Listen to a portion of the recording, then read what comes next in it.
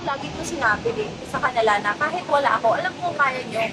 I mean, ang daming nagda-doubt. Kahit sila, nagda-doubt sila sa sarili nila. Pero ako, nakita ko naman yung potential. I mean, kahit sila coach. Maybe sila coach, talagang nakita ko din na winner on talaga nila kung ano yung kulang sa UST. Pero kasi yung pag-exit ko naman, hindi naman yun basta-basta exit na lang. Talagang 2 weeks talaga na pag-uusap yun. Na pag-iisip din kung anong gagawin ko susunod. And talaga nakipag-usap ako kanila father. Hindi ako basta-basta na nag-decision na iiwan ko na yung UST. Kasi hindi ko naman iiwan yung UST ng basta-basta lang. Na hindi ko, parang hindi ko sila iiwan kung alam kong hindi nila kaya pa. Eh, nakita ko naman din yung potential ng mga bata, yung growth ng bawat isa, and yung mindset. I think isa lang na napansin ko is yung pag-uugali nila.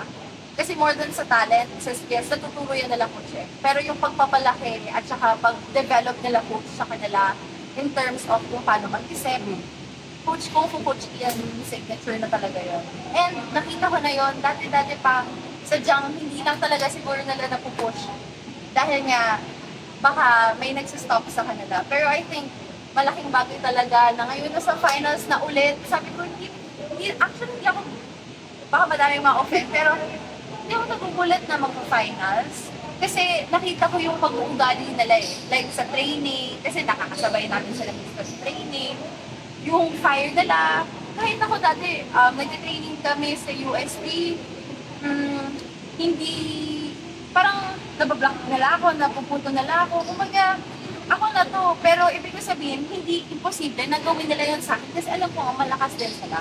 I mean, sometimes syempre dati, nagda-doubt pa sila sa sarili nila. Pero lagi kong dinidiktik na kaya nyo din. Hindi lang ako to. Kasi kala ng lahat, EA, UST. No, hindi ko naman matatanggal sa kanila yun. Pero gusto ko sa kanila, yung mga bata na tumatak sa utak nila na kaya din nila. Kahit wala ako. Kasi nung time na nagbakasyon ako, pinagbakasyon ako ng dinala coach nun. Nasa US ako for 2 months, naglalaro sila ng shifties. Oh, yeah. Hindi ko pa nga actually natapos yun eh. Kasi parang 2 games ata ako, 3 games naglaro. Tapos nag-fly na talaga ako kasi nakaschedule na talaga yun for the longest time. Tapos, pagbalik ko, nakaabot pa din sila ng ladies. Hindi pa ito yung nag-final? Parang, basta pasok sila sa Final Four nang wala ako. Pero yung kalaban nun is yung core na ng bawat team. So, yun pa lang, iisipin mo, kaya nila eh. Kaya talaga nila, matagal na. Sadyang kailangan lang talaga, alam mo yun, kailangan sa buhay natin, kailangan may mawala para malaman mo kung hanggang saan mo kaya. I think yun yung isang talaga nun. Hindi naman sa iiwan ko sila. Nandiyan pa rin naman ako sa gilid nila. I mean, sa side nila, sa likod nila, sa crowd, nag-cheer sa kanila. Kasi alam ko, kahit wala ako sa UST, kakayanin nilang lahat. So, you think in a way, yung pag-alis mo, parang kind of spurred din, parang nag-spark sa kanila na mag-grow, mag-develop pa, and to become their own people. Kasi madami din akong, kapag iilan sa kanila, Iris, ba't po kami iiwan? Sabi hindi talaga. Hindi sa iiwan ko kayo, pero alam ko kasi talagang kaya nila. Kailangan lang nila ma-figure out kung, syempre may mga bagay na hindi mo na matuturo eh. Diba? Sabi ko nga eh, parang pag iniwan ka ng isang tao, hindi naman totally iniwan, pero kapag nawala yung isang tao sa'yo, di ba sometimes dun ka mag-grow. Dun mo ma-realize yung strengths mo, dun mo makikita kung ano pa yung weakness mo, na kaya mo palang i-overcome. Kasi nawala tong tao na to ngayon. So, kailangan mong mag-level up, di ba? So, I think, isa yon sa hindi pa nila nakita nung nandun ako. Kasi nga nandun si Ate Tia. Pero, hindi ko naman din yun tatanggalin kasi gusto ko din naman na talagang yakapin sila nung nandun ako. Pero ngayon na wala ako, sobrang happy ako sa growth, sa na-achieve nila kasi sure na podium finish na. As in talaga, tagal ko talagang like, gustong ibigay yun sa USD after season 81. But ngayon na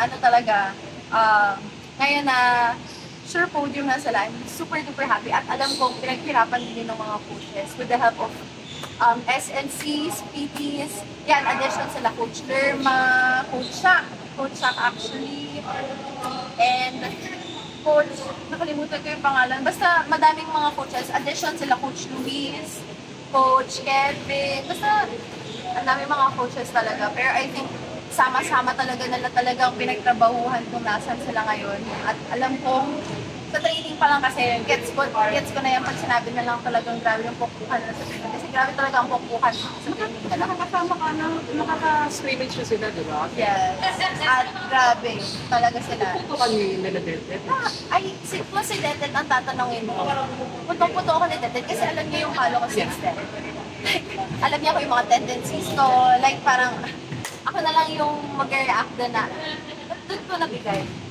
Si Dedet pala yun. Alam yung ganon. So, kahit ata nakapigil si Dedet, kaya niya ako iputo. Parang ganon. Actually, wanted to ask you about si Dete kasi sa sila naman kami kay Coach Kung kanina, parang first time ko siya nakitang magbigay ng captaincy to Olivera. As ikaw, as a former UST captain and for the longest time, leader ka ng team, ano nga sabi mo sa leadership na binibigay ni Dete dun sa quality niya na yun, bukod sa pagiging leader? I think naman kasi kung ano yung leadership na nabibigay ni Dedet is her style. And I'm so happy kung paano niya napagtakbo, kung paano niya natipon-tipon yung mga bata. At grabe din kasi yung naging maturity ni Dedet talaga. I mean, kung nanonood ka din, I'm so happy for you and proud of you, ha? Talaga naman. Kasi nakita ko si Dedet talagang talaga siya. Sabi naman si Dete. As in, kasi talaga, kung makakapanood ko po ng mga games namin dati, ang cute-cute ni Dedet, pero nakakapunta siya ng mga malalakas talaga na spikes. Kala mo lang maliit lang siya, pero hindi. Matibay ang kanyang arms. Hindi basta-basta maano. Para pati yung energy niya sa defense na hawa yung... At saka kasi, malaki talaga yung sa akin. Kaya nga nung pinapili ako ng top 3 ko na kung sino gusto ko maging siya pa din yung first. Because, siguro, hindi ko tatanggalin, na kapag kasama ko si Dedet, wala kong parang kumpante ako na, makukuha niya to. I mean, syempre nandiyan sila Jen, sila Ali din. Syempre, yun lang yung parang expression ko sa kanya, nakampante ako kapag kasama siya. Siguro dahil matagal ko na din siya nakasama at na-experience kung paano siya magkasama. So, yung pagiging captain ball niya, hindi naman na din ako nagulat kasi ang dami niya na din napagdaanan ng captain ball. Kumbaga, hindi lang naman din ako. Pero yung experience niya, nung nawala ako sa high school, tapos siya na din naman nag-lead dun eh. So I think all yung experience and yung mga learnings na nakuha niya, with or without me, I think madami naman siyang na back. Kumpiyansa ka ba sa finals? Oo naman, kumpiyansa ko. Walang magdadalawang isip ko. As in, kaya yan. I mean, ganun kasi talaga, yung tingin ko talaga sa kanila, kaya nila. Sabi ko nga nung game namin last year, parang sabay ata kami naglaro. Tapos sinasabi nila na manood ako. Sabi ko, hindi, sa finals na tayo manonood. Yung finals na ako manonood. Yun lang ako confident sa kanila. Finals na tayo magkikita-kita. Alam mo, dadating kayo. Ganun ka confident talaga. Kasi ako sa kilos nila, ay, talaga, makikita ko talaga ang country sila. And I'm so happy talaga na nakatungtong ulit sila sa finals after 5 years. Wala man ako, pero nandito naman kami. Kasama ang UST community. Kabilang na ako sa UST community, so huwag niyo ako inaano dyan. At dadalhin ko ang trap card, huwag kayo malito. Yes. So, babaunin ko ulit yung malaki kong tote bag para wala tayong sisihan dito, mga UST fans, supporters.